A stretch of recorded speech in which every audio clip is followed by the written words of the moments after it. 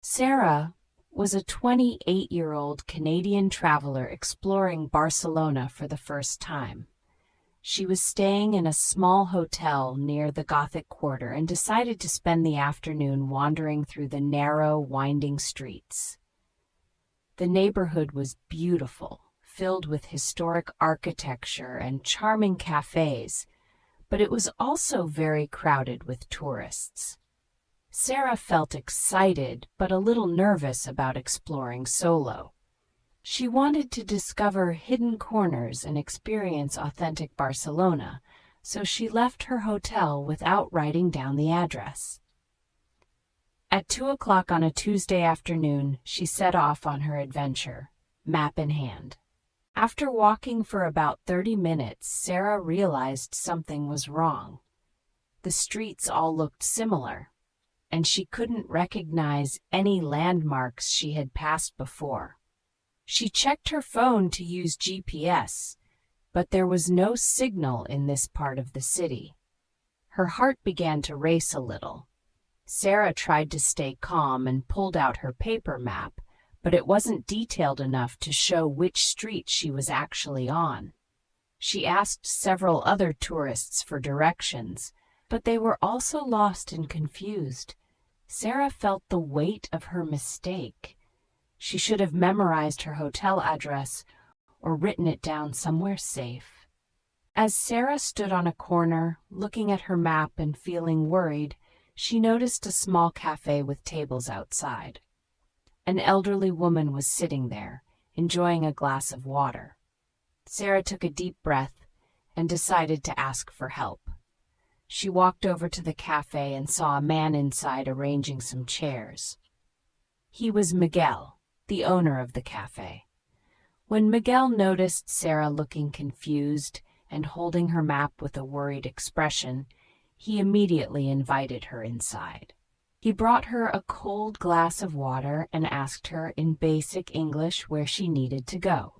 Sarah explained her situation to Miguel as best as she could. She didn't speak much Spanish, and Miguel's English was limited, but they communicated through gestures, drawings, and a lot of patience. Miguel took a napkin from the cafe and began drawing a simple map. He marked her current location with a small circle and drew the route back to her hotel with careful lines and arrows. He added important landmarks along the way: a tall church, a famous fountain, and a plaza, so Sarah could recognize them as she walked. Miguel's drawing was simple but very helpful. He pointed along the route and repeated key directions over and over until Sarah began to understand. What happened next surprised Sarah. Miguel decided to close his cafe early and personally walk with her partway through the Gothic Quarter. As they walked, he introduced Sarah to the elderly woman from outside, his mother, Rosa.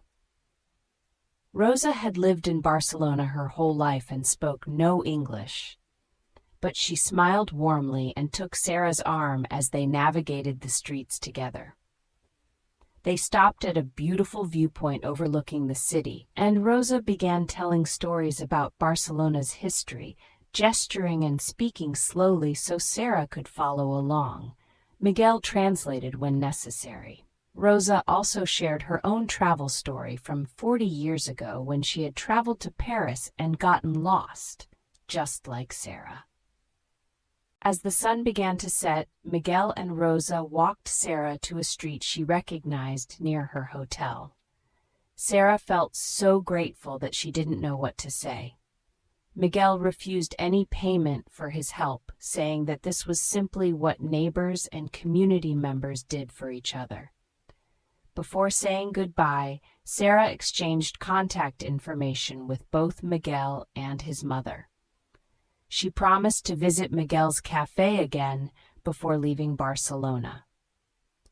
That evening, Sarah wrote in her travel journal about what had happened. She realized that getting lost had turned into something wonderful, not a disaster, but an unexpected adventure that had given her something far more valuable than any tourist guidebook could provide. Over the next few days, Sarah visited Miguel's cafe several times. Each visit brought new conversations and shared laughter. Miguel taught her a few Spanish words and phrases, and Sarah shared stories about Canada and her travels. Rosa often joined them, and she and Sarah developed a special friendship despite the language barrier. Sarah's experience of being lost in Barcelona became the highlight of her entire trip. She learned that the best travel moments often come from unexpected situations and human kindness. When she returned to Canada, Sarah kept in touch with Miguel and Rosa through emails and messages. She even started planning a return trip to Barcelona, knowing that she would have friends waiting for her there. Sarah's story demonstrates an important truth about travel and life.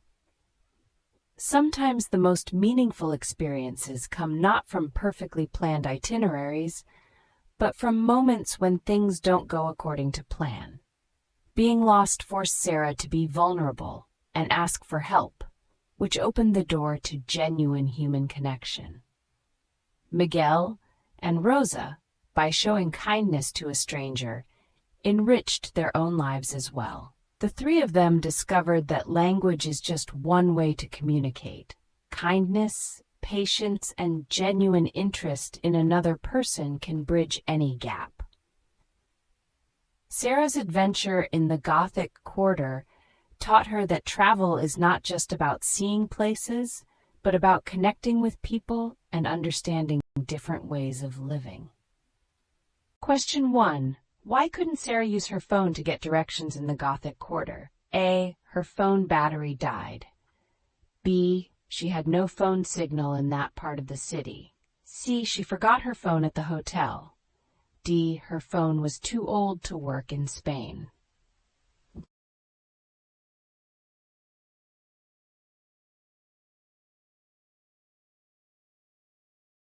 Question 2. Sarah met a local cafe owner who helped her find her way back to her hotel. What was his name? Please provide just his first name.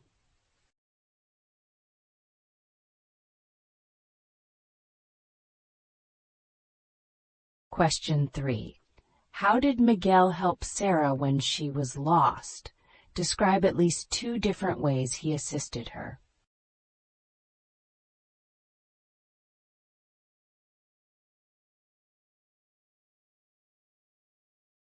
Question 4.